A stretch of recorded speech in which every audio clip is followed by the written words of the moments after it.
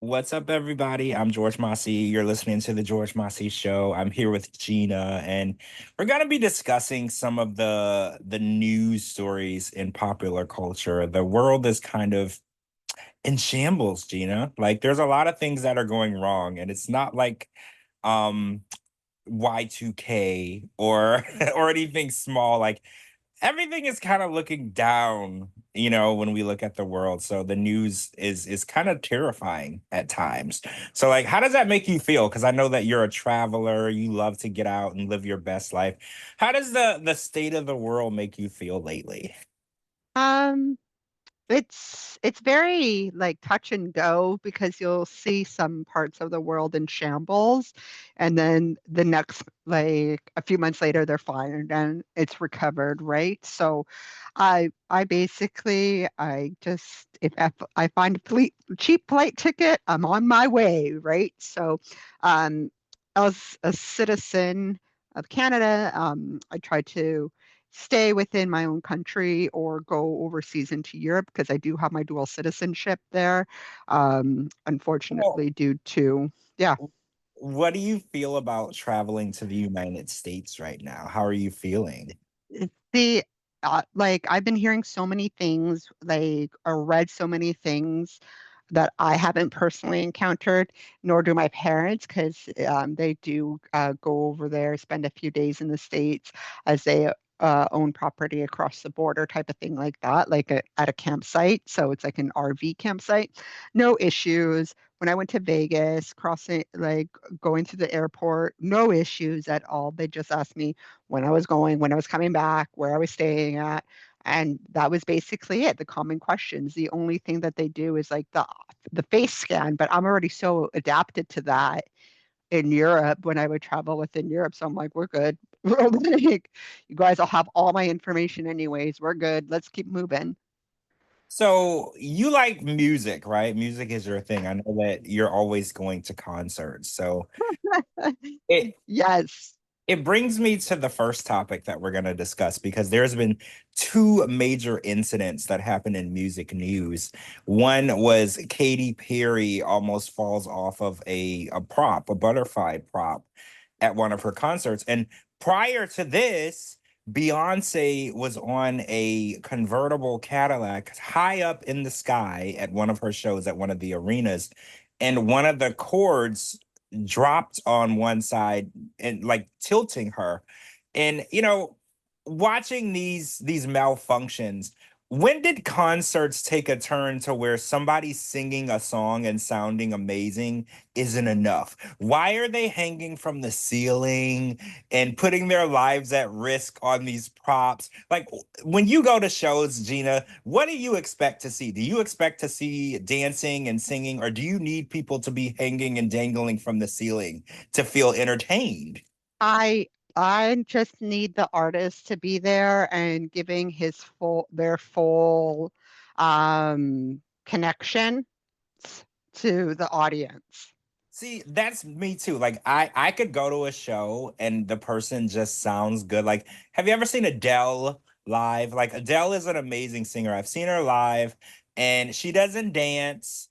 She doesn't do any of the crazy shenanigans on stage. She has a microphone and she dresses really nice and she belts out her music that she wrote, and that's enough for me. Like, I don't know why this day and age people need to have you, what do you call it? Like cascading from the ceiling and riding in through the air and do it. Like, why are we demanding such dangerous entertainment? Like, why can't they just sing and dance and entertain you? Like, watching what people are now doing to put on a great stage show, I feel like we're making it impossible for people to See, here's the thing, right? What I think, and it's only logically thinking, right?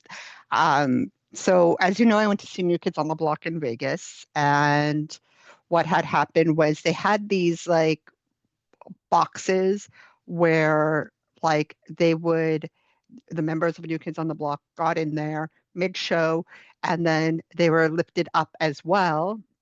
And then so the people up top can also see them closer up type of thing like that. So I think it's kind of like, hey, you might not have been able to afford like the good seats, but here's a piece of us basically, and showing that they're basically like care for all their fans, rich or poor, basically like that. So you could just get a snippet of whomever is like your idol or whatever, or like who you like the most, like type of thing like that, in front of you, and giving that like so no one misses out on that experience. I I get that, but isn't that they used to have when I was younger, I would go to shows and the arenas were just too big.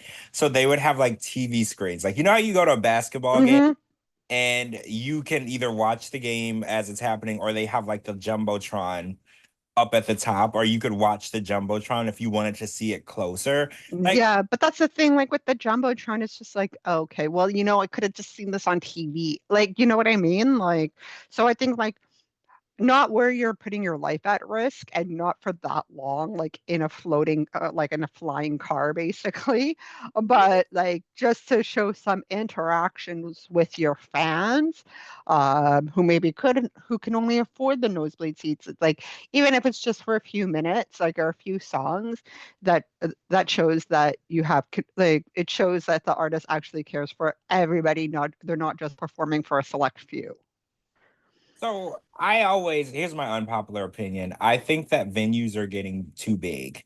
Like I think I've always enjoyed seeing more intimate shows. And I think the bigger the venue, the less likely I'm gonna have a great experience. Like I'm not a fan of music festivals.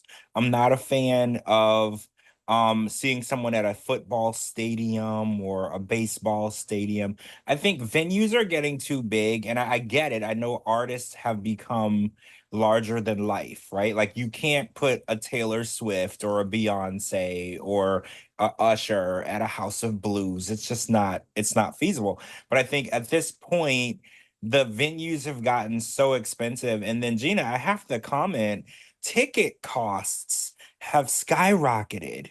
Like to buy a ticket to a show, even in the nosebleeds, is gonna cost you $300 to $500. When did that happen? Because when I was a teenager, I could go to a concert for $25. Exactly. You know what? Like, I honestly don't know. So, as you know, I had went to the weekend last week. Like, I went to see the weekend. He is actually Canadian as well. And I had went to see a show, and our tickets cost like $344, and we were on the floor, which is not that bad. So, but the thing is, I'm short, so it's just like, I should have sprung for like more money. But I'm not really that big of a weekend fan to spend or justify paying more money. So I'd bought 4 tickets in the hopes of selling 2 other ones and make some sort of profit margin off of it, which totally did not work out in my favor. And then my coworker, she bought the tickets behind me, but then they had got rid of her row, but then they moved her to some other seating, and Wait, basically, what do you mean got rid of her row? How do you get rid of a row that you sold tickets for? exactly. So she had to go see the concierge or something like that. And they moved her to a better section with better seats. But at the same time, where she was moved to, she wasn't like the other 2 tickets that she had bought, they weren't like together. So there weren't 4 tickets together. And the most awkward part about it is that she had to sit with her ex-boyfriend. Oh, Yeah. that's awkward. So, exactly. So she came in contact with Ticketmaster and was saying, like, and her 2 friends had bought my ticket. So, like, we can basically be behind, like, in front and behind each other. So her friends bought my ticket, like the 2 extra tickets that I had.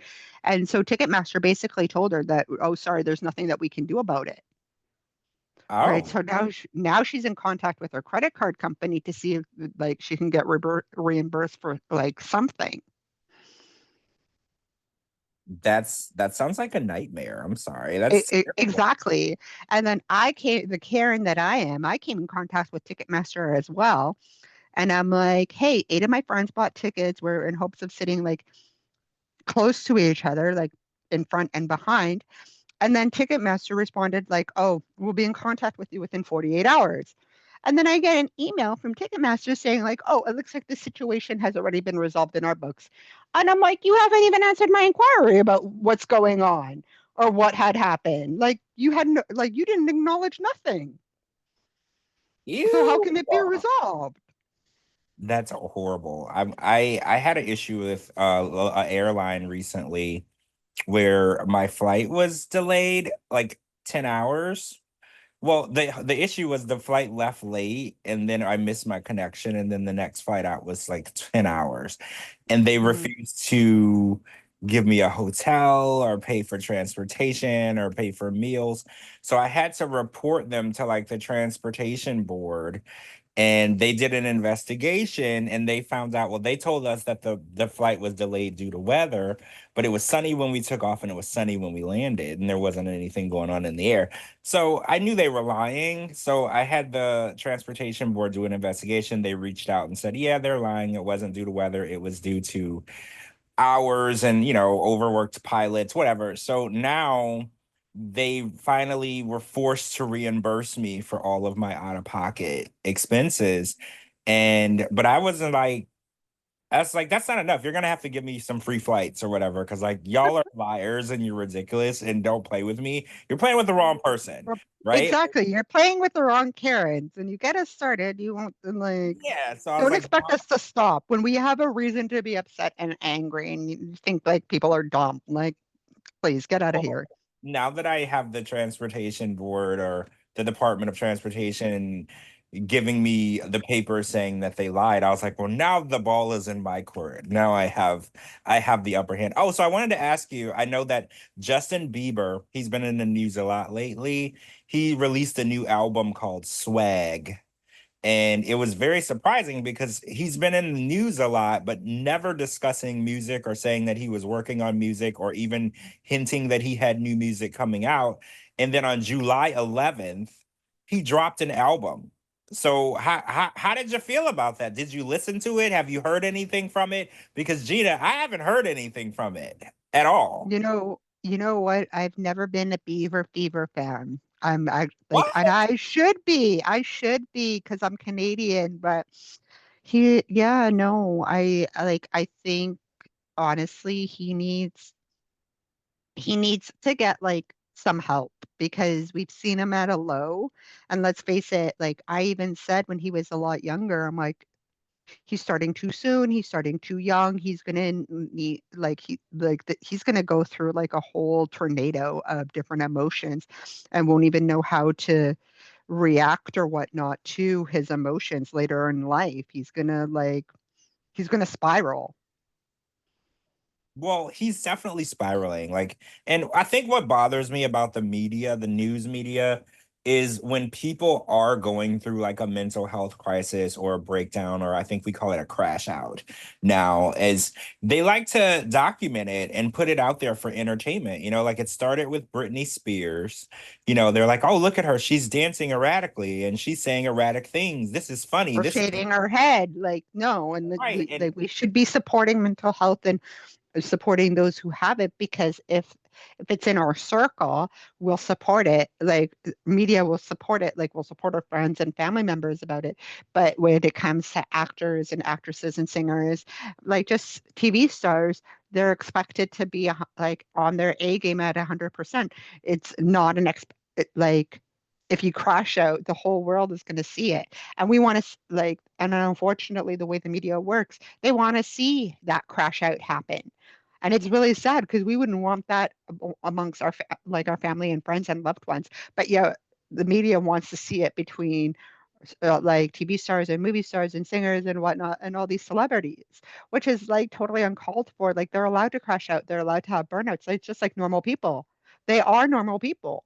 well, they're extraordinary people, but also normal people. And I don't know. I think that Justin's new album, I mean, I'm gonna be real with you. Justin has never put out music that wasn't good, right? Throughout his albums and his career, there's always been a song on every album he's ever put out, at least one song that I thought was really good. Like he's one thing that you can't argue with when it comes to his music is Justin makes good music. And I don't want to say Justin, he doesn't always write it, he doesn't always produce it, he sings it, but he puts out great music. But I'm gonna say I have not listened to his Swag album. I haven't heard one single song from his Swag album, which is really weird because usually when he puts out music, it's in conjunction with radio and MTV or Much Music. You know, he usually has a lot of support. So what I'm wondering Mm. is why did he put out this music independently the way that he did and there's no support? No radios are pushing any singles. There's no music videos that he dropped in conjunction with the album. Like what kind of support does he have behind the scenes with this album, or does he not have support? Does he not have a label behind him? Does he not have management behind him? Because you know he's been fighting with a lot of people in his camp. You know that, right? Like he's Hmm. openly having disputes with people and not working with the same people that he works with anymore. So I'm just wondering, you know, do you think this will be the first Justin Bieber album to flop? Because he's never flopped an album before, but I'm wondering because it's been out for well over a week and I still have not heard one single peep anywhere of this music. And I guess I could easily go and look for it and pull it up on Apple Music and hear it. But that's not what I always would have to do when it came to Justin. If Justin dropped a song, the radios would start playing it every single hour, right? Starting at midnight on the day that he released that music. And he doesn't seem to have that promotion that he used to have. So I'm wondering, does that mean that people are turning their backs on him? Does he not have that level of promotion that he used to have? Like, I don't know, the last record that, like, the last CD he released or whatnot, or the last album he released was 4 years ago. Well, yeah, And he that was took a called long Freedom. break and he got married and he had a baby. You know, he took a long break and he's been doing normal stuff. You know, like living his life in a relationship, got married. He got married, right? I remember him getting married, or am I making that up? I thought he got No, married. he got married. Yeah. Yeah, he got married and then they had this baby and it seems like during that 4 years is kind of when the crash out started, right? Like during the time that he got married and had the kid and a couple years before that is kind of when things started getting weird. You know, Justin has always been, I don't want to call him a little brat, but when it came to the media, he was always snarky and, you know, they called him a troublemaker, right? That's what he always was known as. But I think that this is taking it a step farther. He's kind of, it just seems like he's lost. Like he doesn't really know who he is or what he wants to do or what his purpose is. And it's weird. He's having a young midlife crisis. Well, yeah, because he's a super young kid, but I guess when you became the voice of a generation before you even turned 16, it's very confusing, you know, because if he didn't put out this album, because let me just be real with you, Gina, I don't feel like he wanted to put out an album because it seems like the last thing he would want to do is put himself back in the spotlight in the public eye. Every time I see him, he's very angry and combative when it comes to people being invasive in his life. So putting out an album kind of seems counterproductive to that because it's like if you don't want people chasing you and following you around, putting out an album and performing would be the opposite because that's going to people are going to watch you even more. They're going to want to know what you're doing even more. So I'm wondering, did he put out this album because he wanted to, or did he put out this album because he's contractually obligated to? Like, Maybe he's obligated to. We don't know what is signed on his contract. So well, it could be that on his contract, it's like you must write an album every 4 years. well, yeah. Remember when Rihanna used to release an album, it seemed like every year? It Yeah. turned out that she was signed with Jay-Z's record label, and she signed an extremely crazy contract where I believe it was 10 albums in 10 years, which not very many people have ever achieved something like that. But Rihanna, and then when that contract expired, Rihanna like fell off the face of the earth. She was not interested in making music. And a lot of people were like, I'm so angry. I love Rihanna. I wish she put out music. But if you think about it, Rihanna releasing so many albums in such a short amount of time, there are artists like Michael Jackson and Whitney Houston. They've released the same amount of albums as Rihanna, over the course of 20, 30, 40 years as she released in a decade. So her Well, body of work is extensive. She just did it really quickly. she just needs a break. Like she was like producing albums every year. She has a makeup line. She has children now. Like give the woman enough like time to breathe. Well, I'm really impressed with what she was able to do because when that contract was in motion, 10 albums in 10 years, she released great music throughout. Because when you're rushing things, you don't always get your best work out. I still feel like Rihanna, the music that she put out when she was, consistently putting out music was so good. And each album had like a theme, and I can go back at each album and name at least two songs that really resonated with me. And that's really impressive to say that she had such a short amount of time to get this done. It's impressive that she was able to put out such good music. And like you said, that extensive contract, that was a lot of work for anyone. So the idea that she doesn't want to record music on a consistent basis now doesn't surprise me because nobody really has ever did what she did and put out that much music in such a short amount of time. Because I think Whitney Houston in her career, I believe I read it was 10 albums, and she did that over the course of like 25 to 35 years. And Rihanna's got the same amount of albums and she did it in a decade. And it's like, so it kind of puts in perspective. She didn't have any break, right? And think about this. While she was recording music and putting out albums, she was also touring, Gina. She was also out on the road and doing consistent tours and shows for each album. So when Rihanna tells y'all that she's tired, she means it. She's tired. Exactly. She has paid her dues. She has made over $1 billion. She's got her Fenty Beauty and her lines. She is ready to take it easy and raise her babies and just live her life. And I don't blame her. She did the work of a full life career. Like some people's life career, she did in 10 years. And I think that she's earned a permanent vacation. If she wants to take a permanent vacation and never go on tour again, I don't blame her. I wouldn't want to do it either. But the thing is, like, obviously, whoever signed that contract with her was not looking out for also her best interest as well. Like the lawyer that, like, I'm presuming a lawyer could have been a family member. They did not look up that contract like with a fine tooth and like tooth and comb type of thing like that, because why would you ever want your client to go through that? Well, yeah, I that was a very groundbreaking contract. Nobody had ever taken on such an ambitious contract because recording an album in a year is almost impossible when you want to put out your best work. Like you need so much time and even mixing and finalizing the album could take months.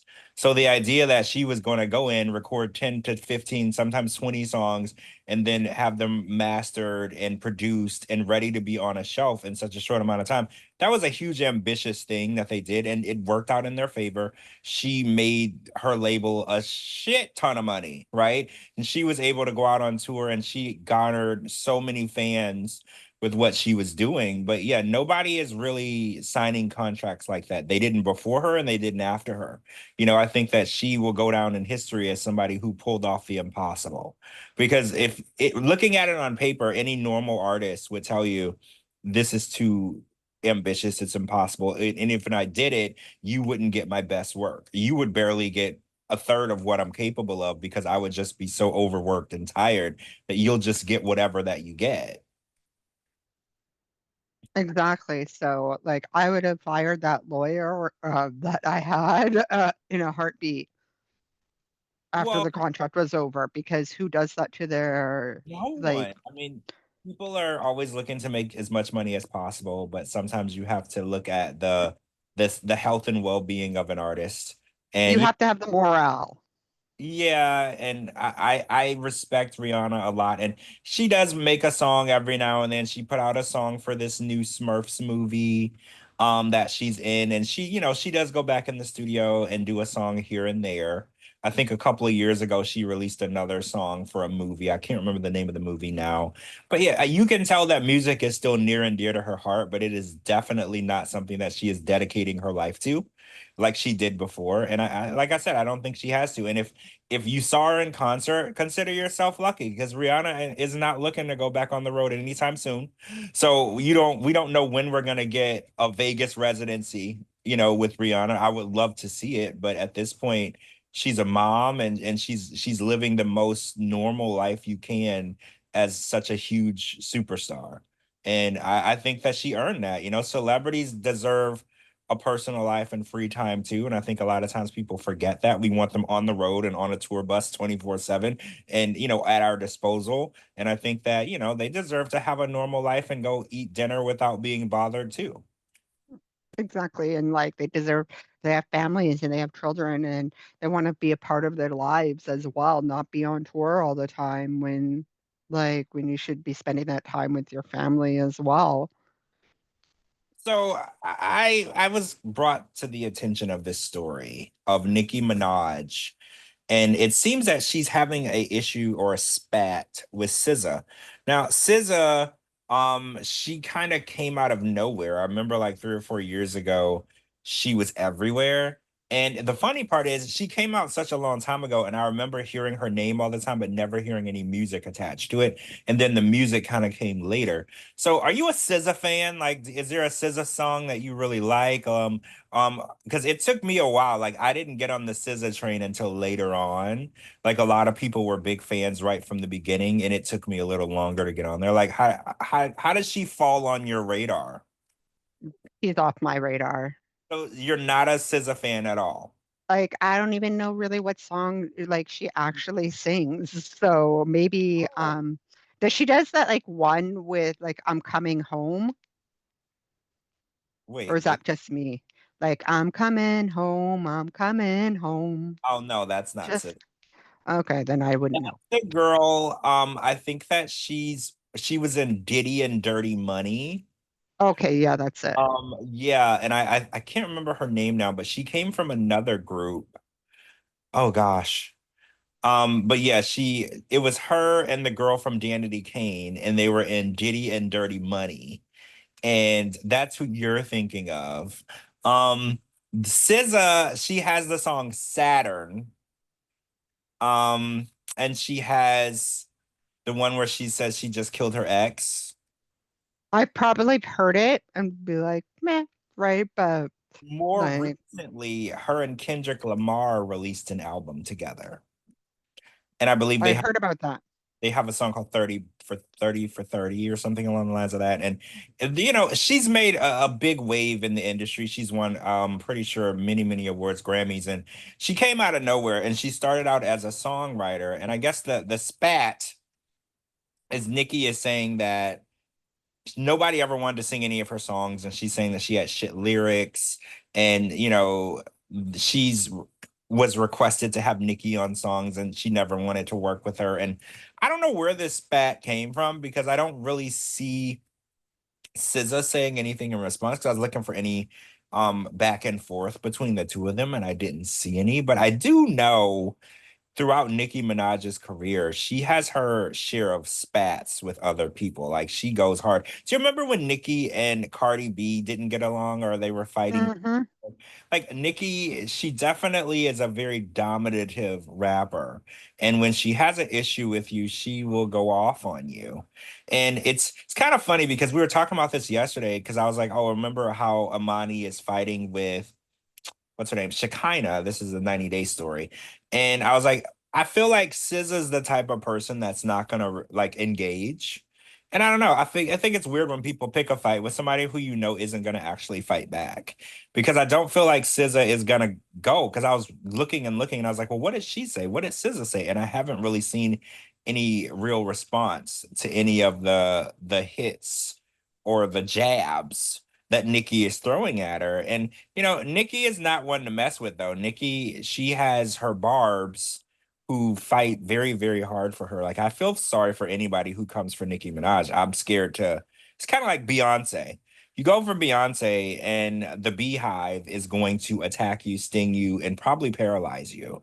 So Mm. the artists, they're behind these huge fandoms, armies. I like to call them an army, to be honest, because that's what they are. They put on armor and they go and fight for these artists. So when I see these big artists getting into these spats, and then the fan armies are starting to fight with each other. So Nicki's fans are now declaring war on SZA's fans, and now there's like this secondary war going on between the artists. And I don't know, how do you feel about it when the artists are going through these spats? Do you feel like it's childish? Do you feel like it's necessary? Do you think, like, you know how we watch reality TV and it's necessary that there's some sort of drama or we tune out? Do you think it's necessary that the artist needs to eventually get into a spat with somebody, or do you think you can be an artist and never call anybody else a name and still be successful? I think that you should be able to stand on your own 2 feet. So if you can dish it, you shouldn't have any backup or anyone backing you up to like to take it type of thing like that. So if you can dish it, you're gonna have to take it from that person. You don't need like your crazy erratic fans, like this pandemonium with like with different fans. And it's crazy because I know exactly what you're talking about because like Backstreet Boys, their fans are called BSB Army.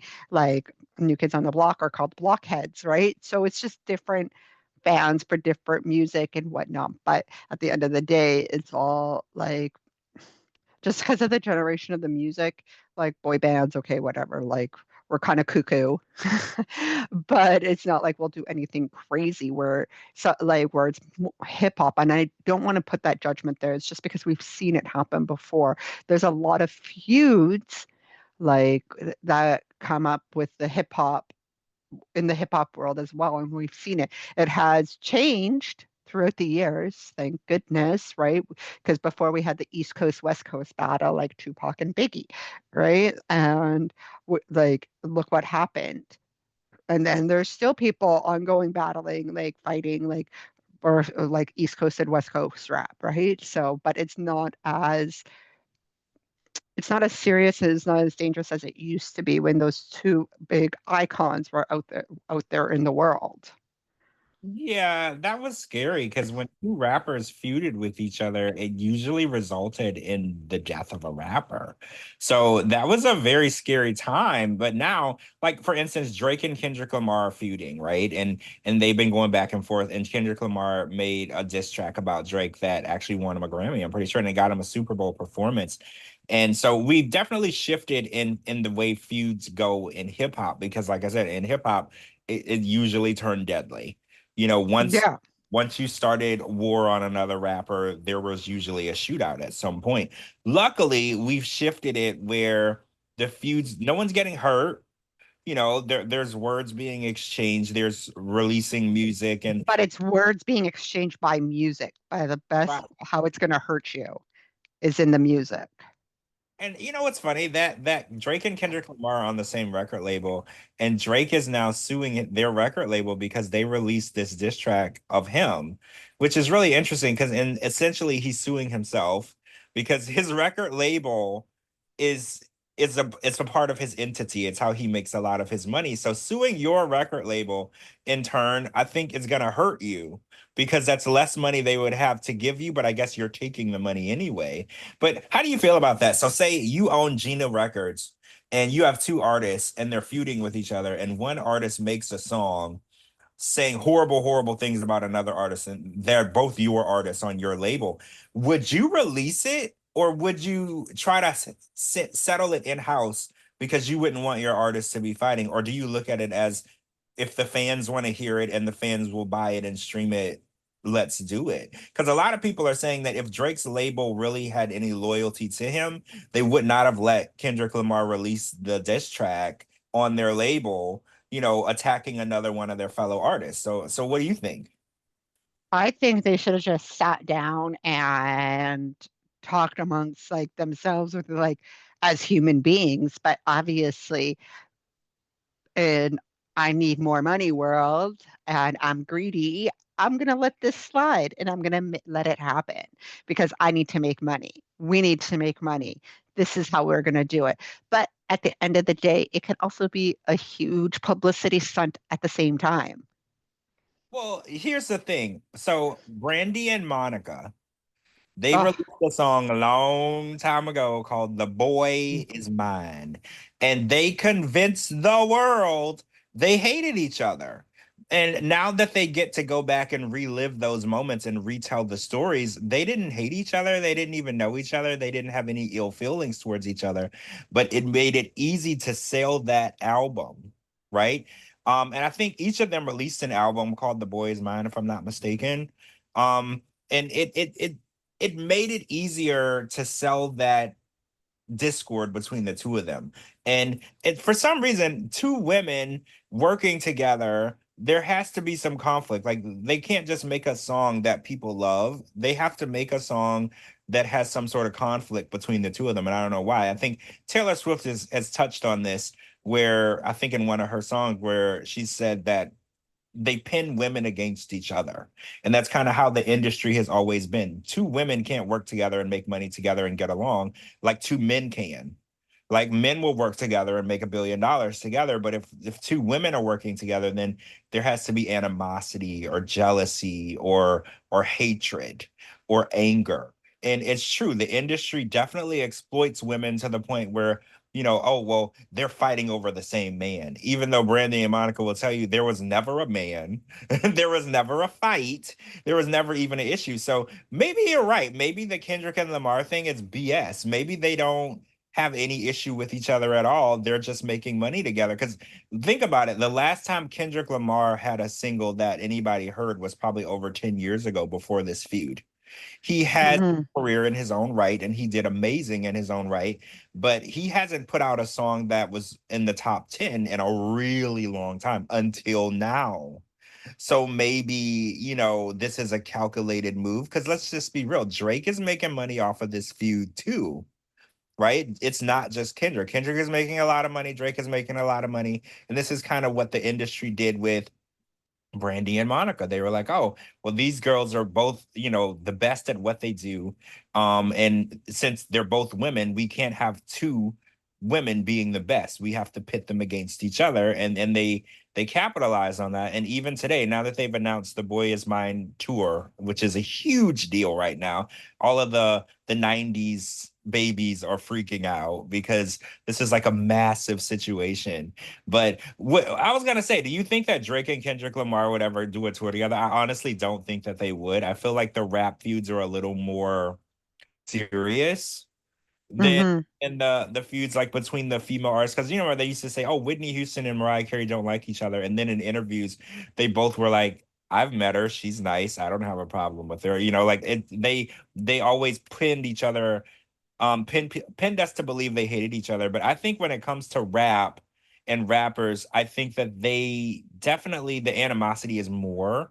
And I don't think that they really should be in the same room because I feel like the egotistical aspect of rap feuds, I think that they're a little more serious, right? And I think if Yeah, I think between male artists, it's a little bit more serious than like with the women artists. right, Um, I think Drake with might the women artists, it's more catty and more ratchet, where with the male artists, it's more serious, yeah, basically. I think Drake would punch Kendrick Lamar or vice versa. So I don't think that they would ever be on the same stage together. But so I want to ask you a question. So this came up. It was a trending topic on Twitter, X, whatever you want to call it now. So the Brandy and Monica tour. The opener is Kelly Rowland, who is from the massive girl group Destiny's Child. Now, this huge feud came about on Twitter because a lot of people were saying Kelly Rowland is too big of an artist to be the opening act for Brandy and Monica. So I wanted to get um your opinion on that because some people are saying, "Oh, Kelly Rowland is too big. She shouldn't be the opener. It should be someone else. She should be like a co-headliner."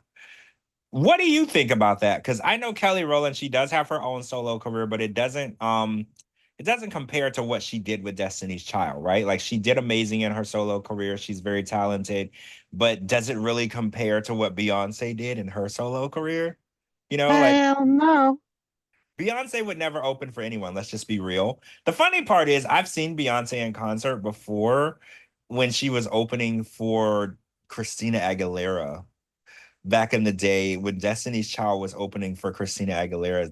It's funny because I've actually seen Beyonce in concert several times where they were the openers back in the day in Destiny's Child, but she'll never open for anyone again. Beyonce will always be the main event.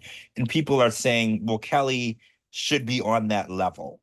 Do you feel like Kelly should Mm. never be an opener? She should always be a When headline? was the last time we heard Kelly do a solo album or one of her the only song when you say Kelly Rowland that I remember is the Nelly and Kelly song. Oh, she had Motivation. Do you remember Motivation? No, see, that's what I mean. Like and the thing is, like, who else, as like a solo female artist, are you going to call up that's still making music or still musically inclined to go on a '90s tour, right? Or like in that genre during that time, right? You're not going to call like you're not going to call Mariah Carey because it's Mariah Carey when it's not about Mariah Carey, it's about Brandy and Monica. Like, you know what I mean? Like, so you're not going to call Mariah Carey. You're going to call someone that is in that genre, but just a little bit below you, you know?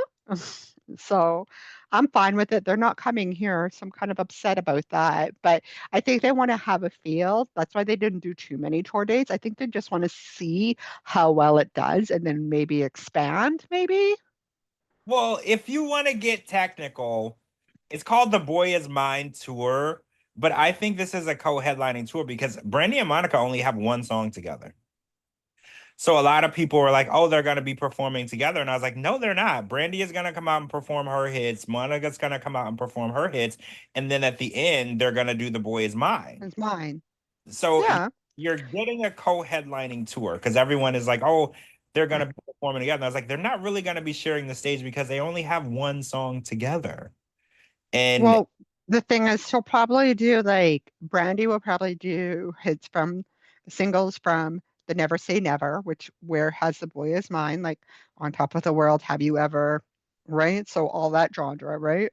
Then Monica has the album The Boy Is Mine on released around the same time. So she might do the hits from the Boy Is Mine album, which makes sense. I mean, I'm a huge fan. Like Monica was my future wife growing up. She Um, just didn't know it. for some reason we never got married. You'd have to ask her. I don't know what happened, but she was my future wife growing up, and it's funny because I always loved Brandy. And but if I had to pick a wife, right? Like it's funny as though either of them would marry me. But if I had to pick a wife, I wanted to marry Monica, but Brandy, she was also on my radar as well. So it's really interesting that they're going to go on tour together. I've seen them in concert separately many times throughout the years. So it's kind of a dream show to see both of these women together. And it's funny, not together, but on the same stage, right? Like you buy one ticket and you get to see because they were the best at what they did in their time, right? Hmm. And it's funny because a lot of people back in the day, you know how if you're a Backstreet Boys fan, like because you're a boy bander, you can't be a NSYNC. And sync. So a Yeah. lot of times you had to either like Brandy or Monica at that time period. And it's funny because I like them both. So I didn't have that issue. But like the boy band thing where, oh, if you're a fan of this boy band, you can't be a fan of this boy band. So it's like they're breaking that closed-mindedness Stigma. were right of, well, you can't like them both. So they're doing, well, you can go to one tour and see both. And Backstreet Boys did that with New Kids on the Block. They did the NKOTBSB tour. Did I get the letter? Yes. Yeah, you did. That see, I pay attention to Hooked on hooked on phonics. Yay. I pay attention to things. So yeah, they kind of broke that stigma of, oh well, you can't like more than one boy band, or you have to hate this fandom because this fandom doesn't like you. And they kind of broke that and they did that tour together, which was a big deal for boy bands because a lot of, I don't know what it is with girls in these fandoms, but they're very close-minded. right? Like if you don't like the right boy band, because I remember in school, the girls would wear their little boy band tees in school. Yeah. And if a girl was wearing the wrong boy band, the girls would actually be mean to her. I remember. Yep. I Yep. remember. They would be nasty to her. They didn't want to sit with her at lunch, all because she was wearing the wrong boy band on her shirt. Why were y'all like that, Gina? That was so mean. Well, the thing is, um, Backstreet Boys came first, at least in Canada. So here's a little background, because in North America, Backstreet Boys came popular first in Canada, not the US. So here's what happened, because in a part of Canada, we have Quebec, which is a French-speaking region of Canada. And then in Quebec, they started playing on their Much Music version Backstreet Boys, and Backstreet Boys were very popular in Europe, all throughout Europe. And then it merged on over to the Quebec, which is the like French-speaking side of Canada. Then from there, it merged into Toronto and Much Music, and then it just was mayhem in all of Canada. So basically, Canada is what put Backstreet Boys on the map for North America, and that and like it just skyrocketed. Then NSYNC came after. That's why there was the feud, NSYNC or Backstreet Boys, but Backstreet Boys came before NSYNC. Isn't it weird that NSYNC is still so powerful now? Because if you really want to get technical, they only existed for like 4 years, Hmm. like an intact group. Because they got together around 98, right? I believe 98. And by 2002 or three, they were already disbanded. Well, here's the thing. Like I started to like Backstreet Boys in 97, but I had went to Europe in 97. So that's where, and then I came back with all these boy band magazines, and they were on, I'm like, they were on there, and I like was head over heels, and then became popular because I remember in grade 8 when I was in 1997, they were like the whole new thing, right? And then they started becoming more popular in the US. But yeah, I do. Now they're in Vegas, and it's very tempting to go, but I keep telling Oh, myself, no, no, I was no, no, gonna no. I was gonna ask you because they're doing what's the name of that building? It's the big circle. The Um Sphere. the Sphere. So they're doing the Sphere. Did it not is it not enticing for you to see them at the Sphere? It was. I had seen videos of prior concerts at the Sphere before even looking at tickets when it was announced. I'm like, oh no, that's making my head spin. Like, and this is just watching a video. I've read online as well. It's so disorganized. And I don't think it can handle that. I'm a very organized person. I've read fans not impressed with their after parties, not impressed, like they're waiting in line. They've paid money for these after parties where some of the Backstreet Boy members are going to be at. They're not getting into these after parties. It's just a big mess. And I don't think I can handle big mess because I would lose my marbles. So I'm glad that I made the decision to stay back and not, I'll have FOMO, but that's okay. I've accepted I accepted my decisions. So you're not an NSYNC fan? Is that like a safe You know what? I would be happy if they actually, if I'd see them as well in concert because it's been a minute, like since a they've minute? performed. Tina, it's been like 20 something years. It's Um been a while since they last performed, there right? are All together people on one stage. there Now, if there you are people who were born and graduated college since they were together. right? But if you want to put like, oh God, this would be an ultimate dream, and I don't know how much money I would pay for these tickets, but if you want to put Spice Girls and sing together like as a reunion tour, oh gosh, I don't know how much money I would spend on those tickets, but it would be a nice pretty penny, basically. I would spend money on that concert. I don't know. I thought NSYNC was okay when they came out. My favorite band was O Town. And then my second favorite was 98 Degrees. And then I And guess they're from Ohio. yeah, I'm from Ohio, Cincinnati. And Hmm. I had like I understood why people liked Backstreet Boys and NSYNC, and I did listen to one of the albums that I purchased. I think I bought their "Tearing Up My Heart" album. Or no, we had Christmas exchange at school, and somebody bought me the "Tearing Up My Heart" album. Don't ask me why I didn't ask for it. And I also had the "Black and Blue" album by the Backstreet Boys. Is this Hmm. the one that has the song "The Call" on it? Yeah. Yeah, I had that album, and then it had "Show Me the Meaning of Being Lonely." Oh, yeah. Yeah. Yeah, that album was really good, and I kind of understood why Uh, people liked. the cuckoo-ness, the Yeah, cuckoo-ness. I was like, Ugh. damn, this is such a good album. And when I listened to music when I was younger, I listened to the whole album from start to finish and I didn't skip anything. Like, because now, I only will listen to the songs that I want to listen to. I skip and move around on the album. But back then, I would listen to the whole, I would hit play and I would let it play. So every single song on there, I knew. And I listen to, and it's funny because when go back and listen to the albums that I used to listen to as a kid, I listen to all of them, even the non-singles, and I don't do that anymore. So it's kind of nostalgic when I go back and listen.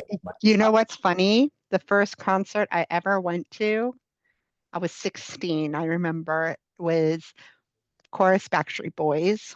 In 1999, the Millennium Tour. I still have my ticket. It's in my agenda from high school, and I still have that agenda.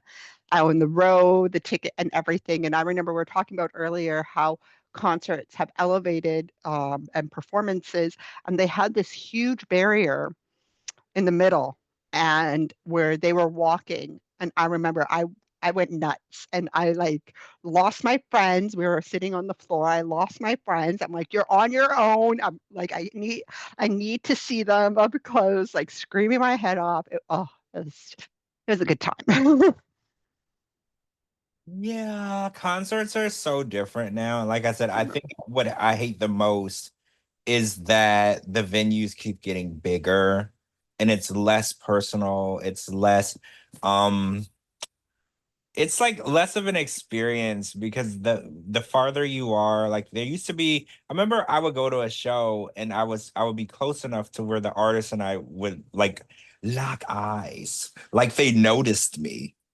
Right. I think I was at a Lady Gaga concert back in the day when she wasn't as big yet. And I was like front row and she like looked at me. And I was like, holy shit, she just looked at me. She saw me. Like we know, like we got something going on. We connected. Yeah, and I was like, but like now when you go to shows and they're like in a football stadium, the artist can't connect with you because they can't see you. You know, No, like they can only see I think from what I've heard, you can only see the first 5 rows in front of well, you. That it's is it. it's less personalized and it's less of an experience for me. And I'm assuming it's less of an experience for the artist too, because a lot of artists back in the day when they described touring, they said it was the connection with the fans that made them want to tour.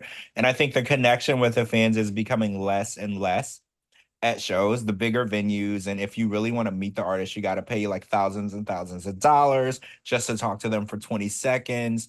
Like they've really taken the connection out of the music and the touring. So when people ask me, do I go to as many concerts and shows as I used to? I don't. I don't feel like it's the same experience that I used to get when I was younger. It's such an unpersonal, not intimate experience now. Yeah, that's the thing, right? Like you want to get as close as possible because I know for me, my parents were very protective about me. Like my brother had to tell them, like, no, she's going to this concert.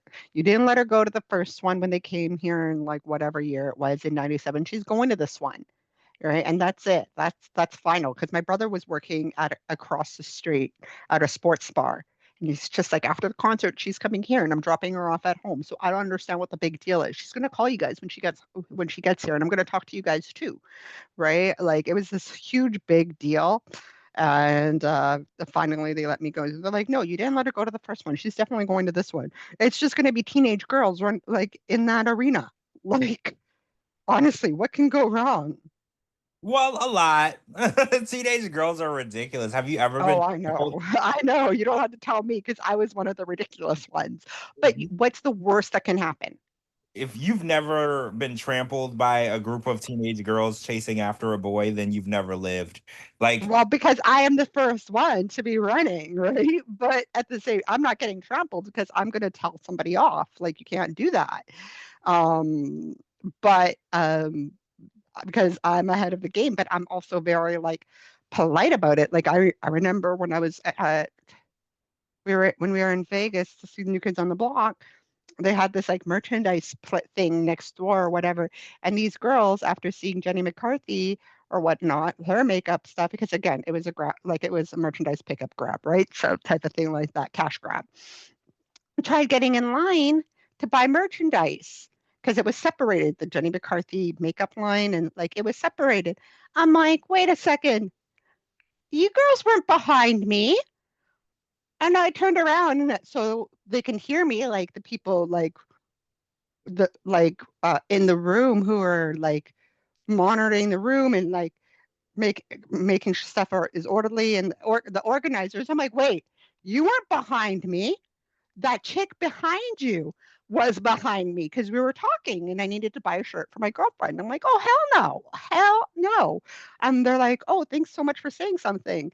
Like the girl that was standing behind me, I'm like, of course, like, why wouldn't I say anything? You can't let people stomp all over you, right? But I'm just like, oh, hell no, no, no, no. Like, I don't think so. I'm like, I'm sorry, who are you? You weren't behind me. If you want to buy merchandise, the lineup starts there at the back. see, this. Oh, you know what? There was a story about a concert because we're talking about concerts. And there is this guy, he's the CEO of some company. I think it's called Astronomer. Don't ask me what they do, I don't know. But he was there with a woman at a Coldplay concert. In Boston, actually. And the woman that he was with was not his wife, the mother of his children. It was not her. It was the woman of HR of this company. And this huge story is coming out, right? That he got caught cheating on the Jumbotron, right? Like somebody, I guess, took a video randomly or so wait, I think the video got shown. Was it on the Jumbotron, Gina? Or was it They're on the like jumbotron on the Kiss Cam or whatever, and then somebody took a and video. she does HR for his company. Right. But then somebody took a video of them on the Jumbotron and then put it on social media. And that's how it went viral, right? Mm-hmm. So, yeah. So the video at the concert, that's not what made it viral, them being on the Jumbotron. Somebody took a video of the Jumbotron and posted it. And then people at the company recognized them. And now I read today that he has um put in his resignation from his company. Isn't that crazy? So now he's It's so crazy. They're like the meme of like the last 2 or 3 days now. so going to a concert and cheating on your wife with your HR representative. And I think the irony of the situation is the HR representative is the person who teaches you about appropriate and inappropriate relationships at work. In the workplace, exactly. I guess the real irony of it is they're like the woman who fires people for inappropriate relationships, and she's the one that keeps the policies going on what you should and shouldn't be doing, is the one doing something she shouldn't be doing.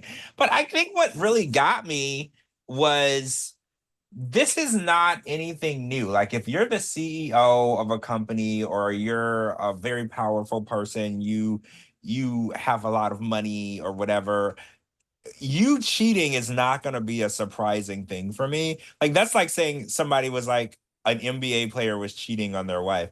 That wouldn't surprise me. That's very common. I've watched basketball wives long enough to know that NBA players are cheating on their wives, right? Like we know this. This isn't anything new, but I think the fact that he got caught in such a humorous way, and it's not like his secretary or the administrative assistant or an intern, like Clinton with his intern. This is the HR director, which makes it even more humorous because I don't know, like the story kind of took over the internet. Like I can't open It has. it without memes of them everywhere, and it's kind of taken over. And it's crazy because She's on leave from work. She's probably gonna get She's fired. on stress leave. Fired from who if she's the head of HR?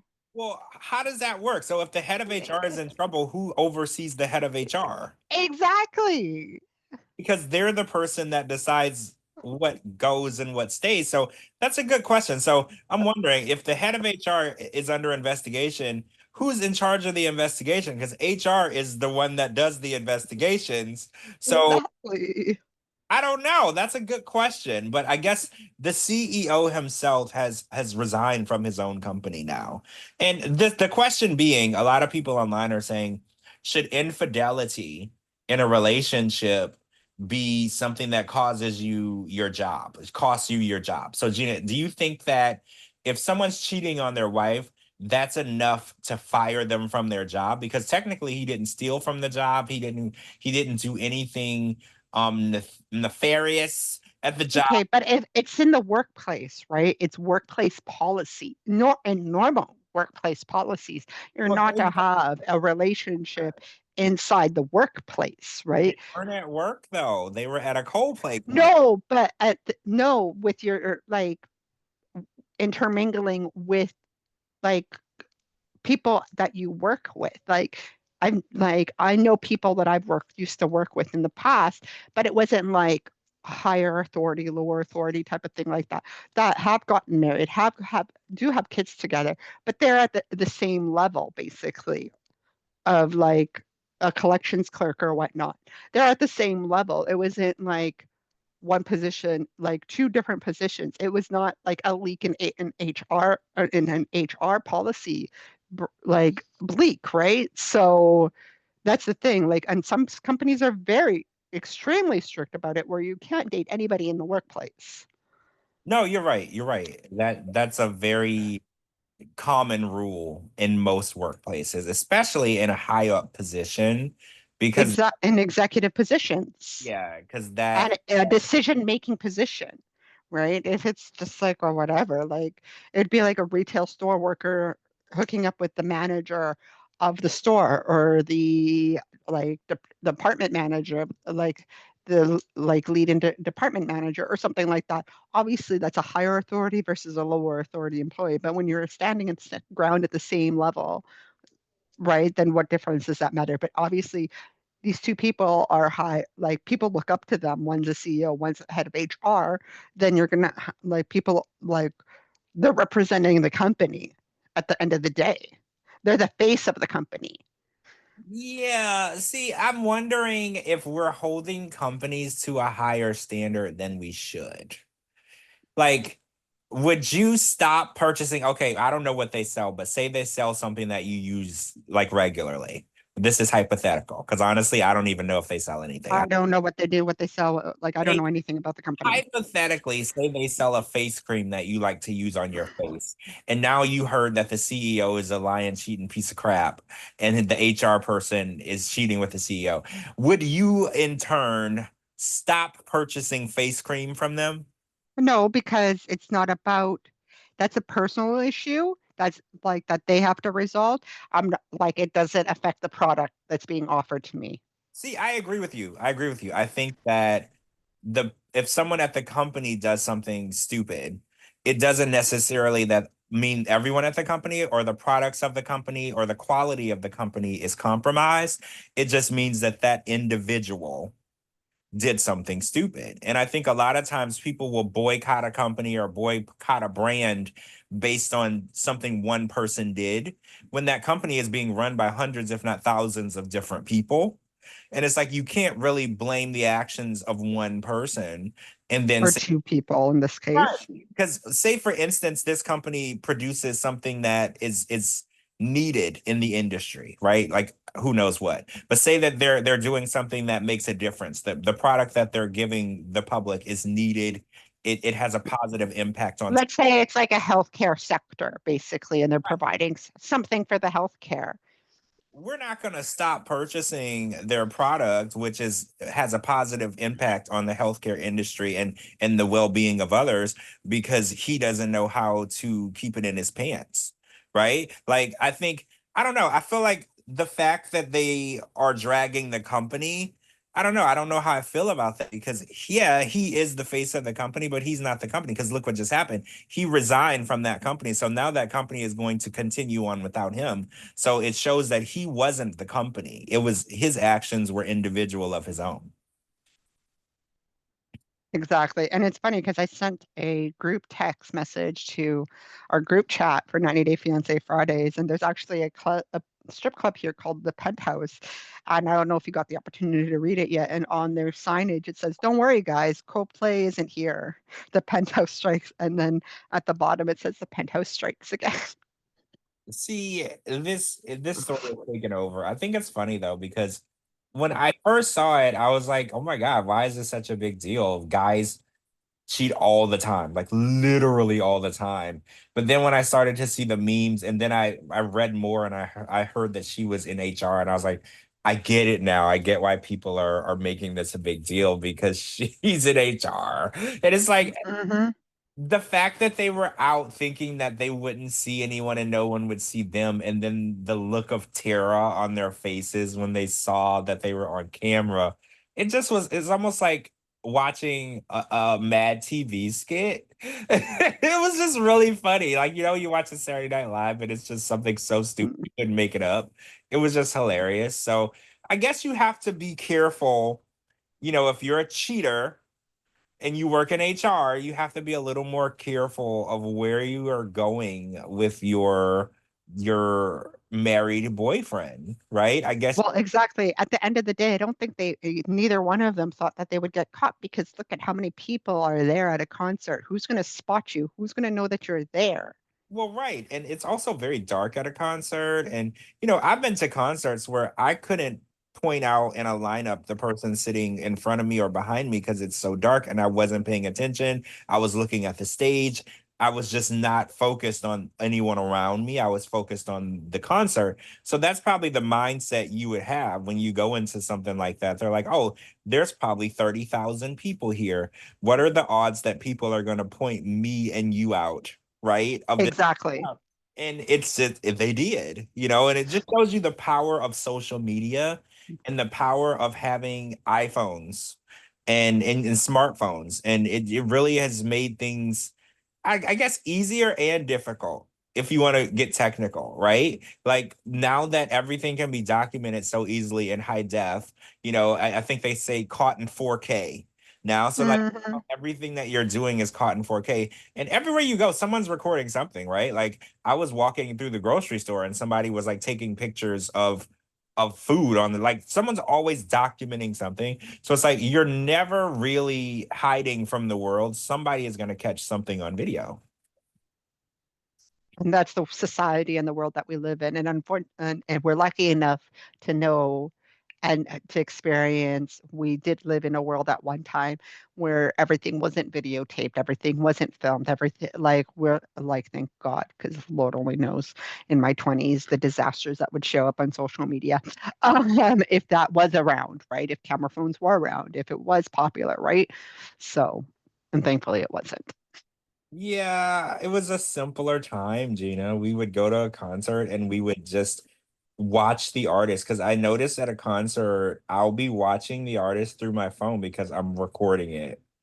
And Yeah. instead of me like enjoying, Well, do you remember when you weren't like allowed to bring cameras to the concerts? yeah, no flash photography. Photography. Yeah, Yeah. I remember that. And now I go to a show, I pay a lot for the seat so I can see good, and I'm watching them perform through my phone screen because I can't live in the moment. I have to record, and I don't know why we're like this. Like, why can't I just have the memories in my mind, having a great time? I have to Because we want to relive the memories again, right? So we want to relive the memories again. it's ruining our lives. Like social Yeah. media it's ruining our lives because I remember when I was younger, I would go to the concert and I would enjoy every moment of it. And I remember every moment of every concert. But now I go to a concert, I pay 7 times what I used to pay. I record every moment of it. And then there's still stuff that I missed because I was either posting it to social media and I missed that, or I was tagging the photo, or I was putting gifts in the video, or I was always doing something other than paying attention to what I should have been doing. And I think phones are ruining our lives, like in a way. Like we don't have that in the moment appreciation for life. We always have to record it like we're making a movie, when we used to just live every day, and do what we wanted to do, and we would go based on the memories we made in our head. And I wonder if that's also making our minds less sharp, because if you don't need to remember as much, do you think your memory tends to go faster? Because if we don't use our mind for memories, we use our phone to go back. Because when you open your phone and it tells you your memories from like a year ago, like if we're not using Mm-hmm. our mind for that, now our phone is doing that. Because I was always taught the more you use your mind, the sharper it becomes. But if we're using our phones instead of our minds, does that mean our minds are becoming less sharp and we're going to be a bunch of idiots? You think that's what that means? Pretty much, yeah, because like it's funny because I'll remember some stuff that will happen like with my work or whatnot, like, and I'm like, oh, I remember from 2 years ago when I first started, it's supposed to go like this. I'm like, how did I just remember that? Like how and why did I just remember that? But like, so it's basically your brain can only hold so much, right? And I think, yeah, it's good to live in the moment. I live in the moment in some concerts. Like I won't post concert pictures or whatever on the same day. I might post a picture or two or a video or two, but then it's the few like the next days after is where I'll post the videos or will I post like I'll post different things about the concert, right? Like I still want to take in that moment and I don't want to kill like my I don't want my battery to die by posting videos or posting pictures at that moment. Okay, so I want to ask a question before we wrap up. Are you a late night talk show person? Because, throughout history, I would probably say over the last 100 years, late night talk shows have dominated different networks, different shows. Like there's the Late Show, the Late Late Show, the Tonight Show, different variations of the exact same show. It's a desk, a guy talking, and a band. And I've never been into these shows, right? Like, And have you ever been a late show person? Do you tune into these shows? I haven't because like okay, so in high school, obviously you need to go to bed early, right? Like not early, but like you had an early morning, right? And then come like when I was like 19, because unlike the United States, 19 is the legal clubbing age here. So it's just like I was out and about. I wasn't watching no late shows. I had better things to do, right? And then now into like my like now that I don't go out, I'm not that late now because I have work obligations in the morning, right? So it's just like the only time where I can watch it is probably on like a Friday or like a statutory holiday, and it better be interesting. You better have some good guests on there. I'm not watching. I'm falling asleep. I'd rather watch something like Dateline instead. I think the issue, because I have watched the shows sporadically throughout life, and I think the issue is they come on every day.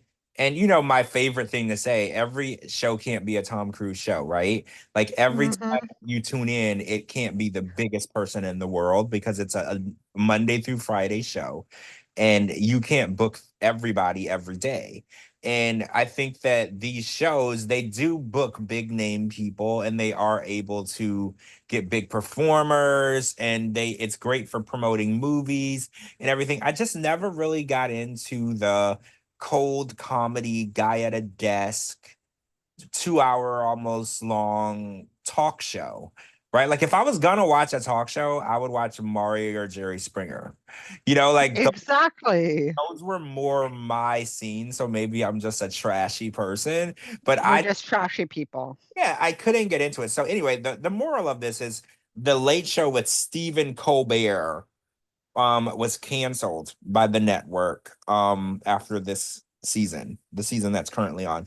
And it's the end of an era because like I said, these shows have been coming on consistently with different hosts for probably 100 years, like for a really long time.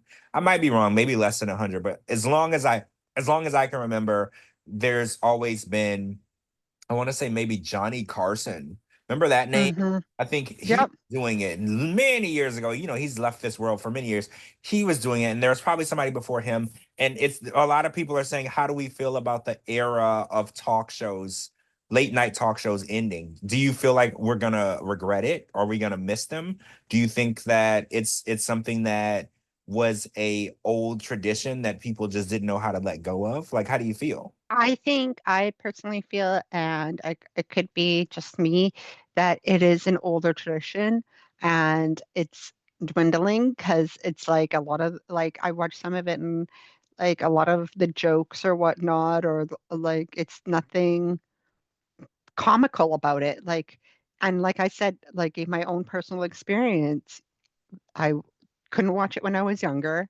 And then I was at an age where I was going out all the time. And here I am, old as a fart, at 42, where I don't watch it because I'm in bed, like going to sleep. I Like mean, I'm already passed out asleep, so there's no time to watch it. When do people expect to watch these late night shows? Like when we all have to wake up in the morning. Most of us have to wake up in the morning. We have what if jobs to they go attend to.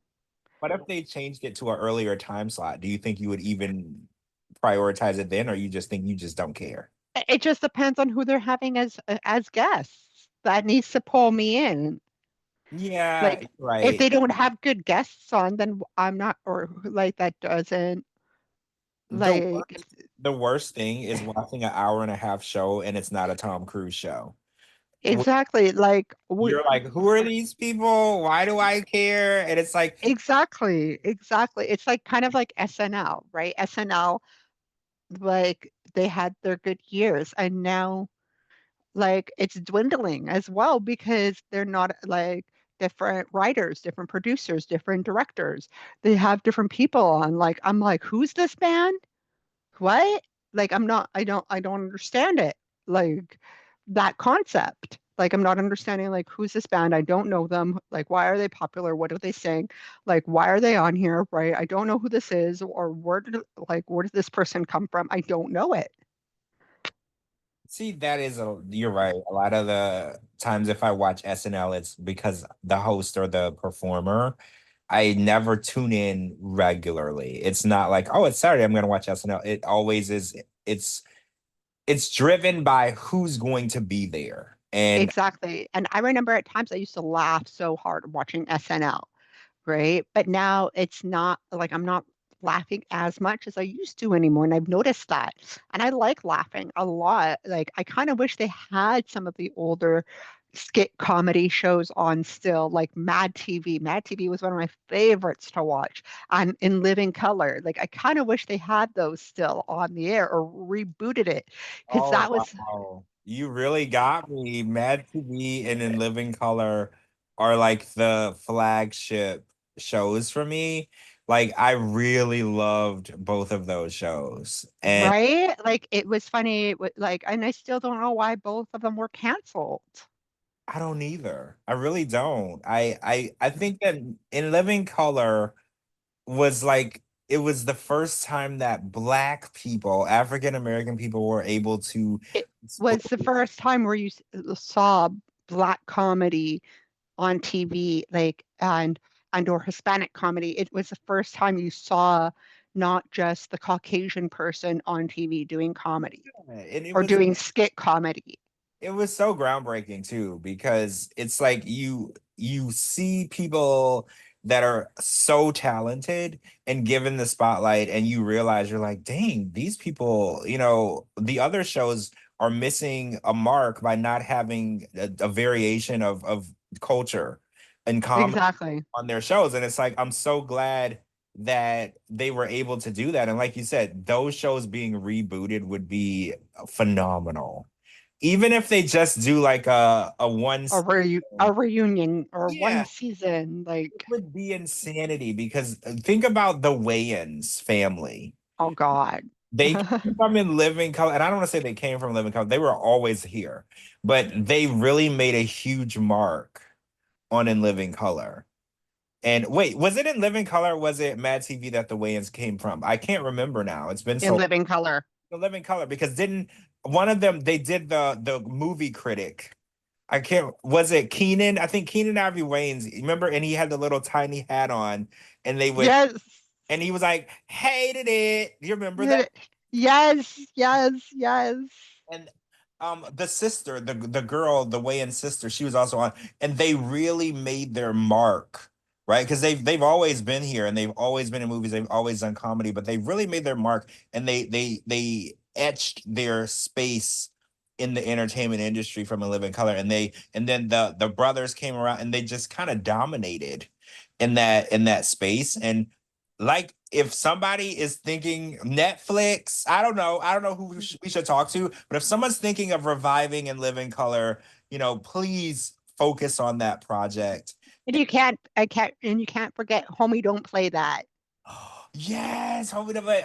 This is so nostalgic for me. Like, because this is what I grew up on. This is what I grew up on, and it was so groundbreaking for me. Like, it showed me that, regardless of your race, gender, culture, whatever you wanted to do, you could be whoever you wanted to be and be funny and be yourself. And I think In Living Color taught, a lot of people of lots of different races, you could just be yourself and you're just as funny, just as talented, if not more talented than everyone else out there, just being yourself. And Mad TV, it also did that, and it opened the door. They were very, very culturally diverse on Mad Hmm. TV. And I think that's what was so groundbreaking, that you could turn on that show and you saw a representation from literally every culture. There was Exactly. given a platform to use their talent, regardless of who they were, gender, race, culture, where they're from. It didn't matter. Everyone was welcome, and they all worked together. And it really showed that, we didn't need segregation on our TV shows. We didn't need that. And for so long, we had that. Like, there were We white had that. moms and there were black Yeah. Toms, and there were, like, it was never a mix. And I was like, and these shows kind of show, like, we don't need to have a white, like, we don't have to have Full House where it's all white people. We don't have to have Family Guy, or I'm sorry, Family Matters where it's all black people. We can integrate all of different Yeah. people and still have the same funny, hilarious, touching shows. And I think that it kind of set a precedent for that, because we started getting a lot of interracial people on shows, and different variations of what a family could look like. And I think it started from those shows. Like you have, like I remember on Mad TV, you had Mrs. Swan with Oh the yeah, he looked he looked like a man. yeah. No, it was she was the Asian lady. She's like, no, no, no, or something like that. Like, what Yeah, was it? Like, when the cops asked her who stole her purse, they're like, describe to us what he looked like. oh, he looking like a man. He looked like a man. He looked like Yeah. He a, looked like a man. And then you oh, had like Stewie, like, no, in the adult diaper with his, oh my God. oh, and Yeah. look what I can do. Remember this? Yeah, Stewie. I really miss the show. So yeah, if guys, Netflix, whoever, Peacock, I don't know who wants to do it. That doesn't really matter to me. But whoever wants to do it, please work on that project. Get everybody back together. Um, I loved the girl who did the Whitney Houston impressions. Her name was Oh Deborah. God. Do you remember Yeah. Deborah? She Yeah. did so good on her Whitney Houston impressions. And don't get me wrong, she was mean to Whitney. She definitely, But you know what? It was at the time. Like, that's like, yeah, you're going to talk about and you're going to make fun of whoever is in the news, like at yeah. that time, right? Or who's in the magazines at that time. So it just had to be done, you know? There was, She was the best Whitney impersonator so far. Like, by far, she was just amazing. So yeah, if y'all are looking for a new project, these streaming services, and you want to sink a bunch of money into something that's gonna make it and be huge, this is your project. You're welcome. yes.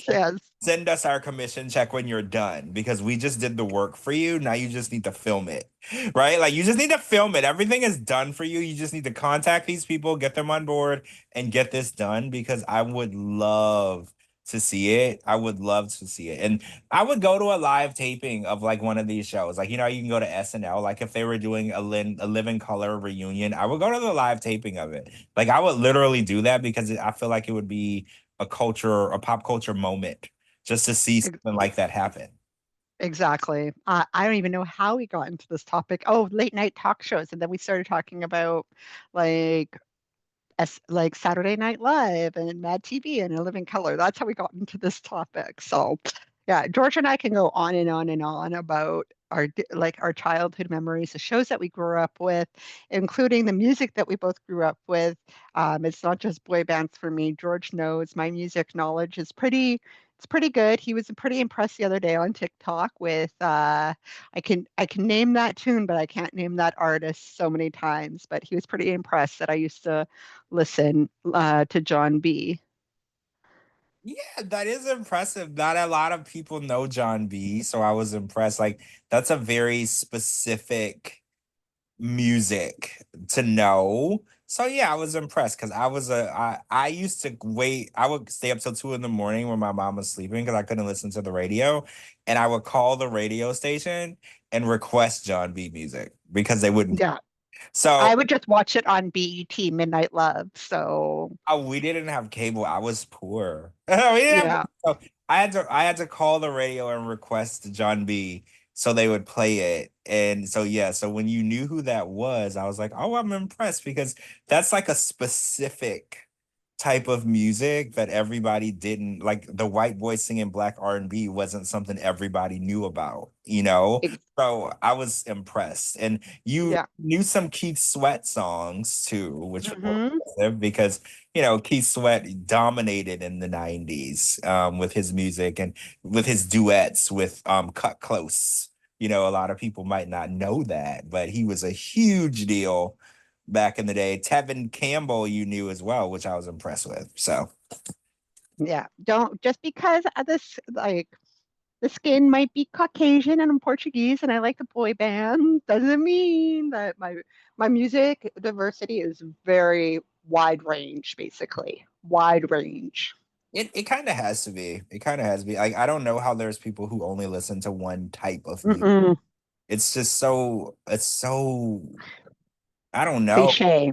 cliche. Yeah, like they're like, oh, I only listen to country. And I'm like, but there's so much else out there that Like I can go to Guns N' Roses, Bon Jovi. I could go see Backstreet Boys, New Kids on the Block, The Weekend. I can go see like whomever and like Usher, Enrique Iglesias, like Pitbull. Like there's so many concerts that I've been to with so much diversity, and like that I like that music. And I've always told all my friends, even my coworkers, don't ask me what I learned in high school because it was absolutely nothing.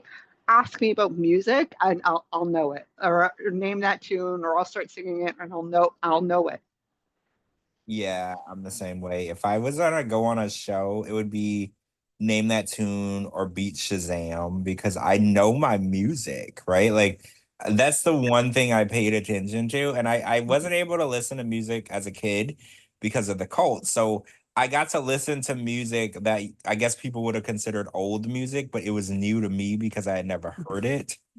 So I was listening to SWV and Oh, Boys to oh, Men and TLC, but like after the fact, like so I was listening to songs like I was listening to Motown Philly, but it was oh my God. Yes. 1999, right? Like it was way after the fact because I wasn't allowed to listen to it when it was out. And like I remember I first heard Tony Braxton and I was Yeah. listening to like Breathe Again or something, but it was super old at the time, but it was new to me.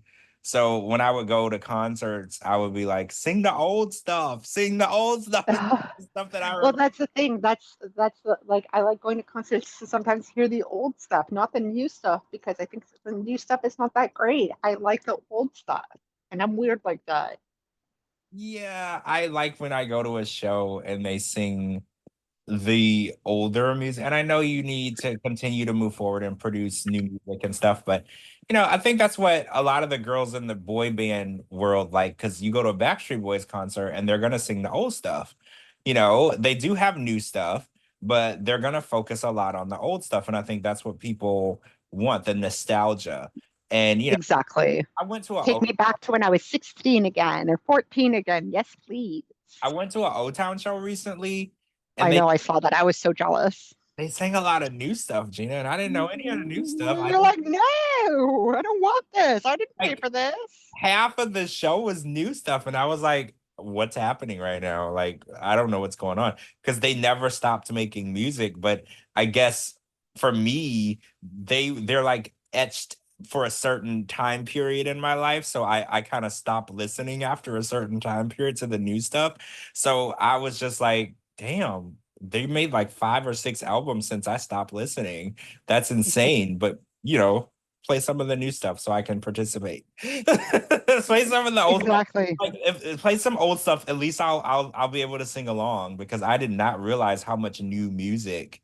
And New Kids on the Block has a lot of new music. Backstreet Boys has a lot of new music, but it doesn't hit the same way as the old. No, It just doesn't. exactly. Nostalgia, like you said. All right, guys. So that's some of the stuff. Well, there was this weird story here before we end. There was a really weird story out of Encino, California. So there's a American Idol supervisor, a music supervisor, Robin Kay, and her husband were found murdered in their home in Encino, California. And the first thing I heard when I read it was they're very powerful people. They're rich. She has a job that gives her a lot of power and responsibility. I assumed that it was some sort of hit, right? So I was like, huh, maybe somebody wanted to be on the show or something didn't happen the way they wanted it to happen. And, this was a retaliation. But as we looked more into the story, because they've arrested a suspect, and it turns out this guy also lives in Encino, California, and they're saying that based on the video that they found from the people's house, this was a random attack. Hmm. And that's even more weird to me because I was like, usually when a high profile person is hurt or killed, there's a reason, right? Like it's not like they were walking down the street and a random situation happened to them. Usually when you work on American Idol is huge, right? They produce people like Kelly Clarkson, Carrie Underwood, Justin Guarini, David Cook. The list goes on of all these massive celebrities and huge name singers that came from the show. So I was like, oh yeah, this person is in charge of an empire. So yeah, I can understand, why somebody would want to hurt these people. But then we look at it and they're like, it was just a burglary. And it went wrong. And I'm like, what?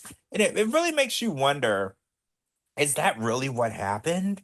Because that's what the police are saying. They're like, oh, there's nothing specific, that we see of this being linked to her job or linked to where the suspect knew the victims. Do you believe that this was just a random attack on this woman who worked on American Idol for 15 years? Like, I'm really confused. And, I don't like to be a conspiracy theorist, Gina. I don't. But sometimes I think the media tells us what they want us to know and they keep other things from us. So like I think you're right because it's got to be something else that they're not uncovering yet or don't want the media to know because how random is that? Like it's just really strange. well, and it's just I don't know. And it's a 22 But year in the old. in the article that was on, it says here TMZ also claims that the police entered Kay's house by smashing a window after spotting blood at the entrance. 4 days prior, police had been called to the same residence to check out reports of an unidentified suspect that neighbors had seen trying to gain entry. So wait, they were found 4 days after they were killed. Yeah. That's even more weird because the police were No, no, no. It says in order, okay, the situation discovered the bodies on a welfare check was done on the house on Monday, like on the Monday. And TMZ also claims that the police entered the house by smashing the window after spotting blood at the entrance. So basically, what had happened was somebody had called the police to do a welfare check. And then the only way that they could enter, and they saw blood on the floor. But 4 days prior to this incident, police had been called to the same residence to check reports of an unidentified suspect that neighbors had seen trying to gain entry. no, see, that doesn't sound. It sounds, yeah, now that makes it seem even more like there's more to it because the suspect was there 4 days prior before the murders happened. Like this Exactly. gets even more weird as the story goes along. And it says the suspect jumped a fence and on Thursday the 10th was in the home for about 30 minutes before the pair walked in on him. The detective said there was a violent struggle and the homeowners were ruthlessly shot multiple times, but there was no surveillance video inside the house. It's and it says no motive found at this point. It appears to be random, and I just don't buy it. I I don't. don't buy it either. Something is going on that we don't know. This guy has to know them somewhere, and the fact that it says that he also lives in Encino, they live in the same neighborhood. It's so not random for me. Like why Hmm. would you be in these people's home? And you live, if you can afford to live in the same neighborhood as a woman who is this successful, what would you need to steal from her from? You live in Encino as well. So it doesn't make sense that you would just randomly break into these people's home to steal when you can afford to live in this neighborhood. Not very many people can afford to live in that neighborhood. So what are the odds that you need to break in and steal from these people that you don't know? I think that I don't want to get too like hypothetical, but what if there was a throuple going on? Because they were an older couple and this was a 22-year-old guy. And I was like, what if he was, a throuple with them and they didn't pay him as much as they thought he was going to make? And he wanted to steal something out of the house worth as much as he thought he was going to make. Like my mind wanders to weird places, Gina. Like when I hear this, I'm just like, something is going on though. Like it's too random to not be like linked to something more. Because what are the odds that you would break into their house multiple times, right? Because they said that there was someone trying to gain entry 4 days prior. Then the whole thing is just too weird for me. And like I said, the media is really well known for giving you just the right amount of information so you don't know what really happened. So I feel like that's what they're doing right now. Covering tracks basically is what they're doing at this point in time. Yeah, the fact that there's no motive, but there's a suspect, that's weird. And he's not saying what he was doing there, but that doesn't mean that he didn't know them. I think if they continue to interview friends and family and neighbors, they'll probably figure out what the link is between this couple and this These man. individuals, Yeah, exactly. I think that there's no way because I know home invasions happen. Don't get me wrong, I'm not naive. I know that these types of things happen and they sometimes are random. But even being when home invasions happen, a lot of times people scope out your house, they case the joint and they research you. Because you don't just home invade anyone. Somebody might not have a safe in their home. Like it's never as random as you think it may be because the idea that someone does a home invasion, for instance, it means that they know that you have money. They know that you might have a safe in your home that has a whole bunch of money in it, or you have something of value. You don't just pick a random house like any, mini, miny, mo, and just pick one because it might not be worth it. So yeah, nothing. I don't want to say nothing is random, but things are not as random as you might think. Exactly. And here we are today discussing it. And it wasn't even like that big of a deal. I only saw it on Billboard just before we did this. It wasn't even talked about.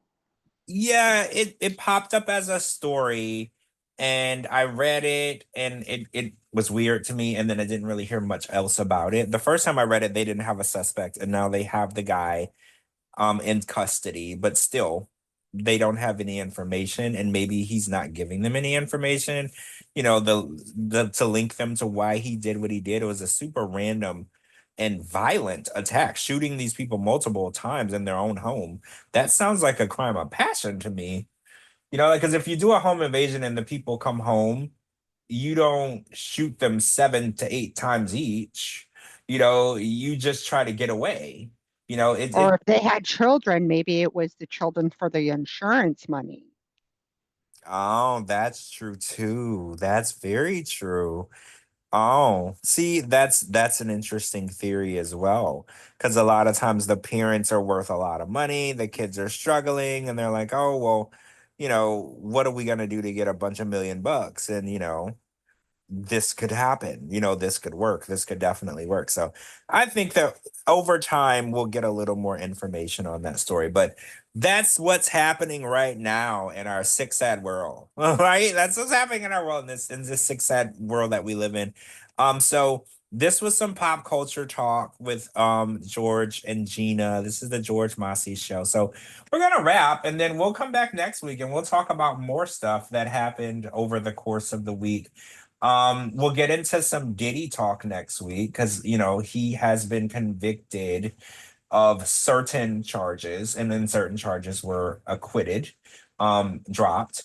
So we'll get into that because I want to have a discussion with you next week on, what your predictions are. Do you think he's going to do hard times sometime? No No, time? We'll get into no, but that. we'll get into that next week or whatnot or whatever. Yeah, we'll talk about some more of that next week. But thanks for everybody for joining, streaming, listening. We love you guys. Thank you to my co-host Gina. This is the George Mossey Show, and we'll talk to you guys really soon. I Bye.